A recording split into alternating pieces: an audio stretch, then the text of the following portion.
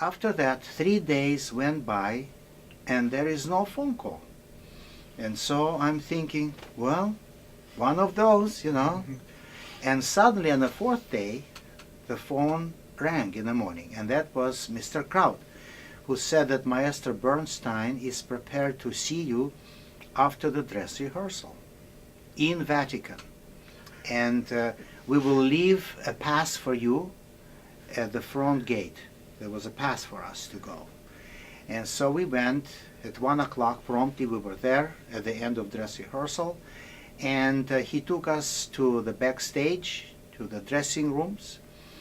At that time, all dressing rooms were in the middle of renovations. So in that particular room, which was a green room, there was no furniture and no chairs, but brand new wall-to-wall carpet. And so imagine Lenny Bernstein sitting on the carpet like a Turk, and his wife Felicia sitting like a Turk, and Harry Kraut standing up because he was kind of chubby, and he did not sit like a Turk. and so we came to that totally empty room, and I put my violin case right there on the floor, and I opened up and started to play Unaccompanied Bach. And together with the music, Lenny started to just lean from one side to the other and hum and whistle with me. And then I finished, and then Michael played his piece, which was also an accompanied Bach. And then he said, "Gentlemen, what can I do for you?" So I said, "This is a letter from Zubin Mehta, written on our behalf to American consul.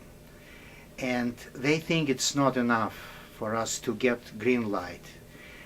And so he smiled, and then he said, "Would you like to go to Tanglewood?" And of course, being a Soviet boy, I had no idea what he was talking about. So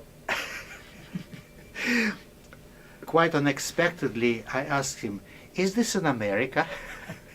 And he said, "Yes." And they were, you imagine how much they were laughing. He said, "Yes, it is in America." Then I said, "Then I'm going."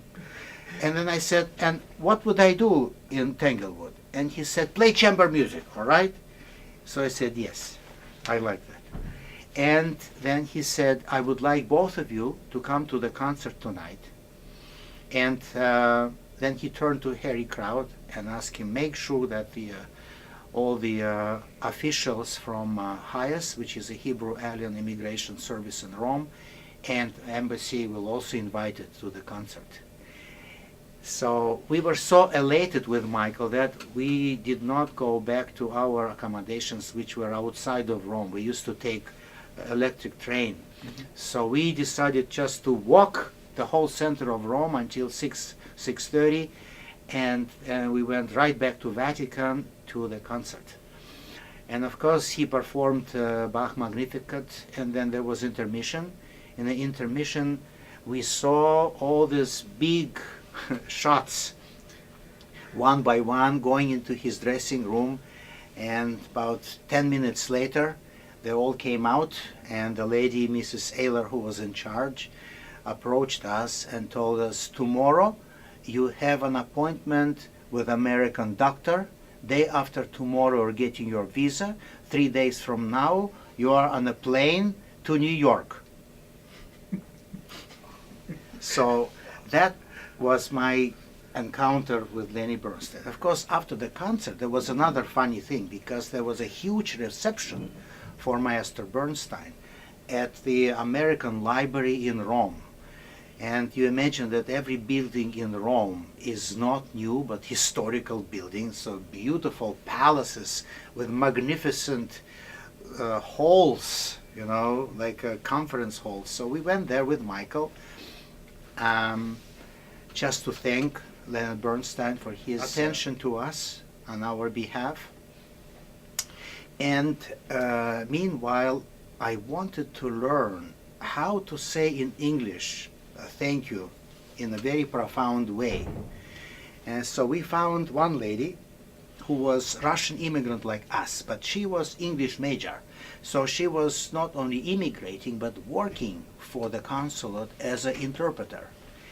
And her name was Vera. She lives in California. Anyway, we approached Vera, and I said to her, Vera, coach me how to say my thank you. And she said, you must say thank you for your participation. Thank you for, and so I was repeating this all the time. And then what actually happened at the reception, first of all, we found a bar, and we started with Michael with what we call vodka solo, which means no water, no ice, no nothing. And then after a while, we were brave enough to come to Leonard Bernstein, who was surrounded by lots of people in the middle of that hall. And you probably imagine that sometimes during the very, very loud activities of the reception, somehow it becomes dead silent. You know, just without any signal, it just becomes dead silent. And during that silence, I said to Leonard Bernstein, thank you very much for your precipitation. So you can imagine the laughter, the thunder of laughter which occurred. So, well, that was my Roman encounter with Leonard Bernstein.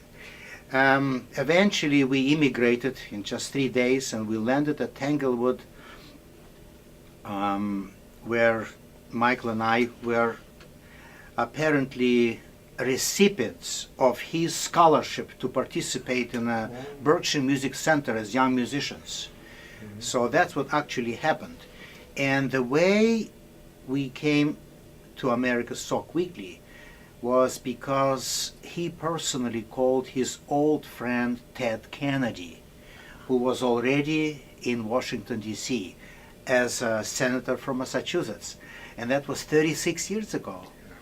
And since they were really good old friends, because as you know, Leonard Bernstein is from Lawrence, Mass, and went to Latin school and Harvard in Boston.